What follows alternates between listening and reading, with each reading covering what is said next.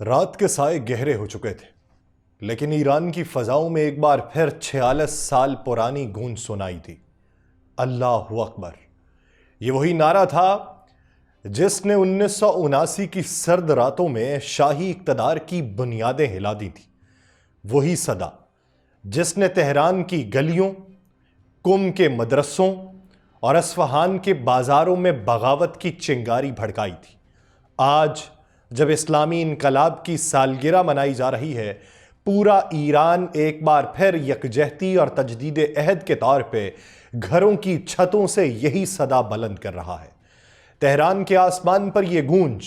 ان دنوں کی یاد دلا رہی ہے جب امام خمینی جلا وطنی سے وطن لوٹے تھے، جب شاہ کی بادشاہت آخری ہچکیاں لے رہی تھی اور جب ایران کی گلیوں میں 10 روزہ ایک نئے عہد کا آغاز ہونے والا تھا۔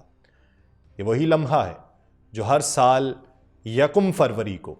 فجری تقریبات کے طور پہ امام خمینی کی وطن واپسی سے شروع ہوتا ہے اور 11 تاریخ تک انقلاب کی فتح کے دن کے طور پہ منایا جاتا ہے۔ آج بھی ایران کی فضائیں اسی عہد کی استقلال تجدید میں گونج رہی ہیں، وہ عہد جو آزادی، جمہوریہ اسلامی کے نعرے کے ساتھ لکھا گیا تھا۔ آپ سب پر سلامتی ہو، میں یاسر رشید ہوں اور آپ دیکھ رہے ہیں 92 ڈیجیٹل۔ ناظرین، انہی دنوں میں دیکھیے کہ ایران میں ہو کیا رہا ہے۔ ایران کے پاسداران انقلاب کے کمانڈر کا بیان کیا ہے کہ ڈونلڈ ٹرمپ ایران پر حملہ کرنے کی ہمت نہیں رکھتا۔ ایران کے پاسداران انقلاب کی ایروسپیس فورس کے کمانڈر نے سابق امریکی صدر، جو اس وقت موجودہ بھی ہیں، جب سابق کا لفظ وہ استعمال کرتے ہیں تو اس وجہ سے کہ سابق امریکی صدر کے دور اقتدار میں ان کے جنرل قاسم سلیمانی شہید ہوئے تھے۔ وہ 2 ٹوک بیان دیتے ہوئے کہتے ہیں کہ وہ ایران پہ حملہ کرنے کی اب ہمت نہیں کرے گا۔ ایرانی کمانڈر نے زور دے کے کہا ہے کہ امریکہ خطے میں اسرائیل کی مکمل حمایت کے باوجود ایران کے خلاف کوئی بڑا قدم اٹھانے سے خوفزدہ ہے، کیونکہ تہران کے دفاعی طاقت اور جوابی کارروائی کی صلاحیت کسی بھی جارحیت کا بھرپور جواب دینے کے لیے تیار ہے۔ یہ بیان ایک ایسے وقت میں سامنے آیا ہے جب مشرق وسطیٰ میں کشیدگی میں مسلسل اضافہ ہو رہا ہے اور ایران اپنی فوجی طاقت، خاص طور پہ میزائل اور ڈرون ٹیکنالوجی میں نمایاں پیش رفت کا دعویٰ کر رہا ہے۔ ایران بھر میں قومی تحتیل ہے، بہمن 22۔ اس کے موقع پہ ہزاروں افراد سڑکوں پہ نکلے، انہوں نے جشن منایا۔ تہران میں اس موقع پر جدید عسکری کامیابیوں کی شاندار نمائش کی گئی۔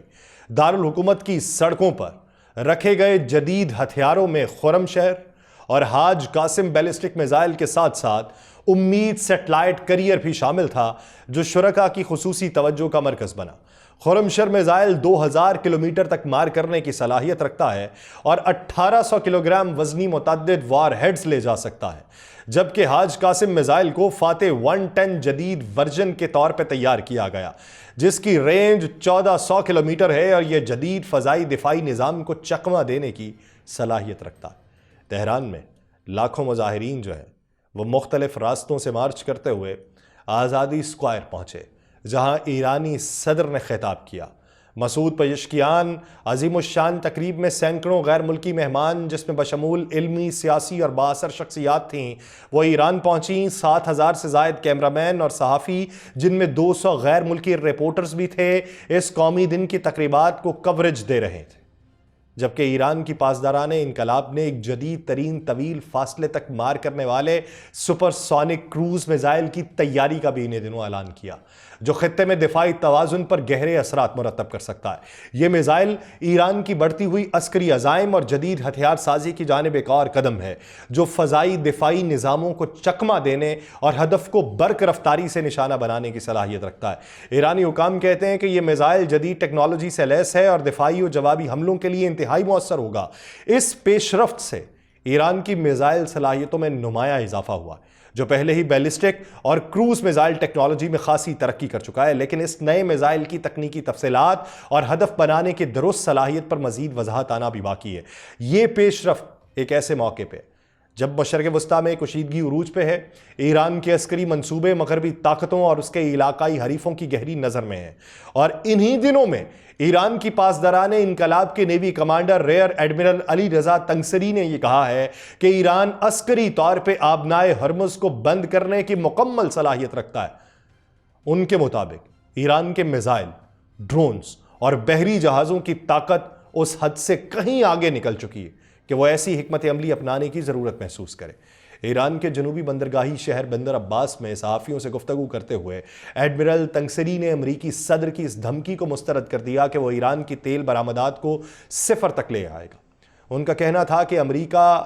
دشمنی کا ایران ہمیشہ مناسب جواب دیتا آیا ہے اور مستقبل میں بھی دیتا رہے گا۔ جب ان سے یہ پوچھا گیا کہ اگر امریکہ کی جارحانہ پالیسی برقرار رہی تو ایران آبنائے ہرمز بند کرے گا یا نہیں، تو انہوں نے جواب کیا دیا کہ یہ فیصلہ ایران کی اعلیٰ قیادت کرے گی، جبکہ بحری افواج ان احکامات پر عمل درآمد کریں گی۔ لیکن انہوں نے یہ کہا کہ ایران اپنے مفادات کے پیش نظر آبنائے ہرمز کو کھولا رکھے گا کیونکہ یہ خود بھی اس کا استعمال کر رہا ہے۔ انہوں نے کہا ایران کی تیل اور گیس کی برآمدات کا تحفظ اس کی اولین ترجیح ہے اور ایران خطے میں امن، استحکام اور توانائی کی محفوظ ترسیل کو یقینی بنانے کے لیے پرعزم ہے۔ انہوں نے اس بات کی نشاندہی کی کہ ایران نے حالیہ برسوں میں امریکی اقدامات کا مؤثر جواب دیا، جیسا کہ ایرانی آئل ٹینکر کی ضبطی کے جواب میں ایران نے بھی مخالف فریقی آئل ٹینکر کو قبضے میں لے لیا تھا۔ ایڈمرل تنگسری کے اس بیان کو خطے میں جاری کشیدگی کے تناظر میں انتہائی اہم قرار دیا جا رہا ہے، کیونکہ آبنائے ہرمز دنیا میں توانائی کے سب سے اہم بحری راستوں میں سے ایک ہے جس کے ذریعے عالمی سطح پر تیل اور گیس کی سپلائی کی جاتی ہے۔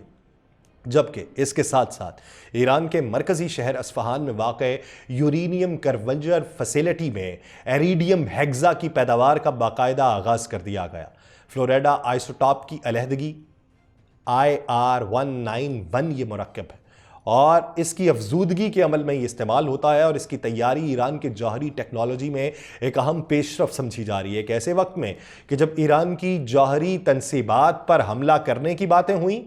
ان کے جوہری معاہدوں کو آگے بڑھنے سے روکنے کی باتیں ہوئیں، اس وقت میں ایران کے ایٹمی توانائی تنظیم کے سربراہ محمد اسلامی نے اصفہان میں اس پیداوار لائن کا افتتاح کیا۔ ایریڈیم ہیگزا فلورائڈا دراصل ایریڈیم اور فلورین کا ایک مرکب ہے جو کہ ایریڈیم 191 کی آئسوٹاپک علیحدگی اور مختلف جوہری تحقیقاتی سرگرمیوں کے لیے ناگزیر سمجھا جاتا ہے۔ اس مرکب کے استعمالات میں اگر دیکھا جائے تو کینسر کا علاج ہے، اس کے لیے براکی تھراپی ایک ایسا طریقہ جس میں تابکار ذرائع کو براہ راست یا قریب رکھ کر علاج کیا جاتا ہے، کم شدت والی طبی شعاریزی، تیل اور گیس کی صنعت میں تابکار ذرائع کی تیاری، نان ڈسٹرکٹیو ٹیسٹنگ اور حیاتیاتی تحقیق میں مختلف سائنسی تجربات شامل ہیں۔ اس نئی پیش رفت کے ساتھ ایران ان چند ممالک میں شامل ہو گیا ہے جو IRF-6 کی پیداوار کی تکنیکی مہارت رکھتے ہیں، اور اب عالمی سطح پر اس مرکب کی برآمد کرنے کی صلاحیت بھی وہ حاصل کر چکا ہے۔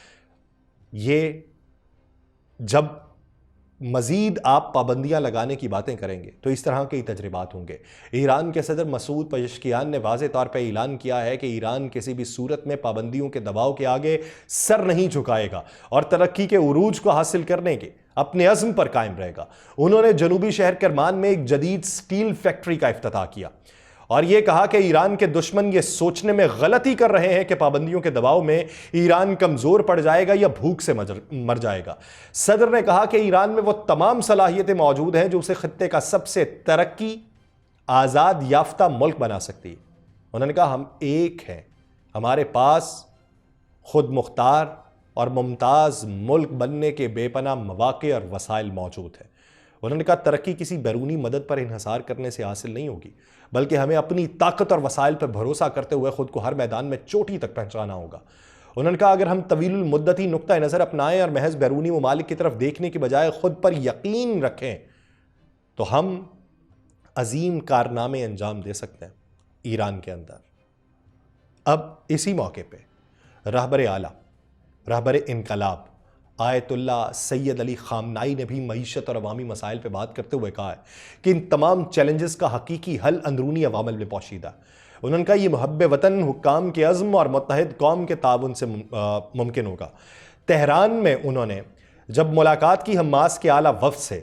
جہاں فلسطینی مزاحمت کی فتح پر تبادلہ خیال ہوا، جس میں حماس کی شورا کونسل کے سربراہ محمد اسماعیل درویش تھے، انہوں نے رہبر انقلاب کو غزہ میں فلسطینی مزاحمت کی تاریخی کامیابی پر مبارکباد دی اور کہا کہ یہ فتح اسلامی انقلاب کی سالگرہ کے ساتھ ایک خوش آئند اتفاق ہے جو القدس اور مسجد اقصیٰ کی آزادی کی راہ ہموار کر سکتا ہے۔ اس موقع کے اوپر خلیل الحیہ نائب سربراہ حماس پولیٹیکل بیورو نے بھی آیت اللہ خامنائی سے اظہار تشکر کرتے ہوئے کہا کہ ہم آج یہاں فخر سے سر بلند کیے کھڑے ہیں اور یہ عظیم فتح اسلامی جمہوریہ ایران کے ساتھ ہماری مشترکہ کامیابی ہے۔ آیت اللہ علی خامنائی نے غزہ کے شہداء خصوصاً شہید اسماعیل ہنیہ کو خراج تحسین پیش کرتے ہوئے کہا کہ اللہ نے آپ اور اہل غزہ کو عزت اور فتح عطا کی ہے اور آپ نے قرآن کی اس آیت کو عملی کر دکھایا ہے کہ کتنی ہی چھوٹی جماعتیں اللہ کے حکم سے بڑی جماعتوں پر غالب آ چکی ہیں۔ انہوں نے کہا حماس اور فلسطینی مزاحمت نے نہ صرف صہیونی حکومت بلکہ امریکہ کو بھی شکست دی اور ان کے عزائم کو ناکام بنایا۔ آیت اللہ علی خامنائی نے غزہ کے عوام کی 1 سال سے زائد مزاحمت کو سراہتے ہوئے کہا کہ یہ تمام قربانیاں بالآخر حق کی باطل پر فتح کی صورت میں ظاہر ہوئیں اور اب غزہ پوری دنیا میں مزاحمت کا ایک عظیم استعارہ بن چکا ہے۔ انہوں نے جنگ بندی کے معاہدے کو بھی فلسطینیوں کے لیے ایک بڑی کامیابی قرار دیا اور تمام اسلامی ممالک پہ زور دیا ہے کہ وہ اہل غزہ کی مشکلات کو کم کرنے کے لیے عملی اقدامات اٹھائیں۔ رہبر انقلاب نے میڈیا اور ثقافتی سرگرمیوں کی اہمیت پہ زور دیتے ہوئے کہا کہ فوجی میدان میں بھی مزاحمتی قوتوں نے میڈیا اور ساتھ ساتھ اس کی حکمت عملی جو ہے اس کو جاری رکھنا ہے، یہی ہماری شاندار کارکردگی ہے۔ جبکہ امریکہ کی ایران کے خلاف حالیہ دھمکیوں پہ بات کرتے ہوئے آیت اللہ علی خامنائی نے کہا کہ ایسی دھمکیاں ایرانی عوام، قیادت اور نوجوانوں کی سوچ پر کسی قسم کا اثر نہیں ڈال سکتی۔ انہوں نے کہا ایرانی عوام کے نزدیک فلسطین کی حمایت کوئی قابل بحث مسئلہ نہیں ہے بلکہ ایک طے شدہ حقیقت ہے۔ انہوں نے کہا کہ ہمارے لیے فلسطین ایک ہے اور مرکزی مسئلہ جو ہے وہ اس کی فتح ہے۔ آخر میں انہوں نے حماس کے رہنماؤں کو یہ کہا کہ اللہ کے فضل سے وہ دن آئے گا جب آپ سب عزت و سربلندی کے ساتھ القدس کا مسئلہ حل کر چکے ہوں گے، اور وہ دن ضرور آئے گا۔ جبکہ اسی ماحول میں ترکی کی قومی انٹیلیجنس تنظیم کے ڈائریکٹر ابراہیم کالن نے تہران میں ایران کی سپریم نیشنل سیکیورٹی کونسل کے سیکرٹری علی اکبر احمدیان اور وزیر انٹیلیجنس سید اسماعیل خطیب سے ملاقات کی۔ ترک میڈیا کے مطابق اس ملاقات میں داعش، PKK، ISIL اور دیگر دہشت گرد گروہوں کے خلاف مشترکہ اقدامات سمیت سیکیورٹی خطرات، شام کی تازہ صورتحال، غزہ میں جنگ بندی اور فلسطین کے عمومی حالات پہ تبادلہ خیال ہوا۔ اور رپورٹس کے مطابق کالن اور احمدیان کے درمیان بات چیت میں 2 طرفہ اور علاقائی معاملات، خاص طور پہ شام کی صورتحال کا جائزہ لیا گیا۔ دونوں اعلیٰ حکام نے ترکی اور ایران کے قریبی اور برادرانہ تعلقات پہ زور دیا اور زیادہ تر معاملات پہ مشترکہ نقطہ نظر رکھنے کی اہمیت کو اجاگر کیا ہے۔ جبکہ ایران کے وزیر خارجہ نے غزہ کے عوام کی جبری بے دخلی کے منصوبے کو فلسطین کو مٹانے کی نوآبادیاتی سازش قرار دیتے ہوئے عالمی برادری پر یہ زور دیا ہے کہ وہ اس خطرناک منصوبے کو ناکام بنانے کے لیے متحد اور فیصلہ کن اقدام کرے۔ ہفتے کے روز ایرانی وزیر خارجہ عباس اراغچی اور ان کے تیونسی ہم منصب محمد علی نفتی کے درمیان ہونے والی ٹیلی فونک گفتگو میں خطے کی صورتحال پہ بات ہوئی تھی، بالخصوص مقبوضہ فلسطین کے مسئلے پہ۔ عباس اراغچی نے فلسطینی عوام، خصوصاً 16 ماہ سے جاری صہیونی نسل کشی کے دوران تیونس کی حکومت اور عوام کی مسلسل حمایت اور یکجہتی کو سراہا۔ انہوں نے غزہ سے فلسطینی عوام کی جبری بے دخلی کی اسکیم کو فلسطین کے خاتمے کی نوآبادیاتی منصوبے کا حصہ قرار دیتے ہوئے اس کی مذمت کی اور دنیا کے تمام ممالک سے یہ مطالبہ کیا ہے کہ وہ اس خطرناک سازش کے خلاف واضح اور متحد ہو کے اپنا موقف اپنائیں۔ جبکہ ایرانی وزیر خارجہ نے یہ تجویز دی ہے کہ OIC کا ہنگامی اجلاس طلب کیا جائے تاکہ اس موقع کے اوپر ان معاملات کے اوپر بات کی جا سکے جو غزہ کے لوگ اس وقت برداشت کر رہے ہیں۔ جبکہ اس پوری صورتحال میں ایران کے وزیر خارجہ عباس اراغچی نے امریکہ کے غیر قانونی منصوبے کے خلاف اسلامی تعاون تنظیم کا ہنگامی اجلاس بلانے کا مطالبہ کر دیا ہے، اور مصر کے وزیر خارجہ بدر عبدالعاطی جو ہیں ان کے درمیان بھی ٹیلی فونک گفتگو کے اندر یہی باتیں ہوئیں، اور ان باتوں کا محور یہی رہا ہے کہ غزہ کے معاملے کے اوپر OIC کا اجلاس اس وقت ناگزیر ہو چکا ہے۔ ہمیں بیٹھ کے واضح طور پہ دنیا کو پیغام دینا ہوگا کہ دنیا جو منصوبہ سازی کر رہی ہے وہ ہمیں بطور مسلم قابل قبول نہیں ہے، اور غزہ کے عوام کو ان کا بنیادی حق فراہم کیا جانا چاہیے۔ اس معاملے کو لے کے اب دیکھیے کہ آنے والے دنوں میں ایران جو اپنی میزائلز کی نمائش کر رہا ہے، واضح طور پہ امریکہ کو دھمکیوں کا جواب دھمکیوں سے دے رہا ہے۔ دیکھیے کہ خطے میں طاقت کا جو توازن ہے وہ کس حد تک تبدیل کر پاتا ہے۔ مجھے دیجیے اجازت، اللہ نگہبان۔